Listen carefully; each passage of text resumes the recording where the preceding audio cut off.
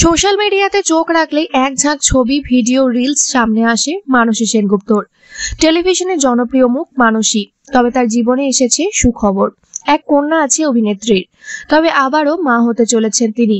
নিমফুলের মধু সিরিয়ালে দত্তবাড়ির বড় বউ মৌমিতা চরিত্রে দেখা যাচ্ছে তাকে। এই চরিত্রের মাধ্যমে সকলের মন কেড়েছেন অভিনেত্রী। মানসীর পর্দার চরিত্রও দর্শক মহলে মন ছুঁয়ে গেছে। পাশাপাশি কোন গোপনে মন ভেসে যেতে অভিনয় করছেন তিনি। দিন কয়েক আগেই কোন গোপনে মন ভেসে যেতে অহনা চরিত্রে এন্ট্রি নিয়েছেন তিনি। সেই খবর সোশ্যালের পর্দায় ভাগ করে নিয়েছেন। তবে তার নতুন সদস্য আসার সুখবর জানাননি তার অনুরাগীদের। তবে অভিনেত্রী নিজেই এক সংবাদ মাধ্যমকে একগাল হেসে বলেন, না না, আমি আসলে এখনো কাউকে সেভাবে কিছু বলিনি। কয়েকদিন পর সকলকে জানাবো ঠিক করেছি।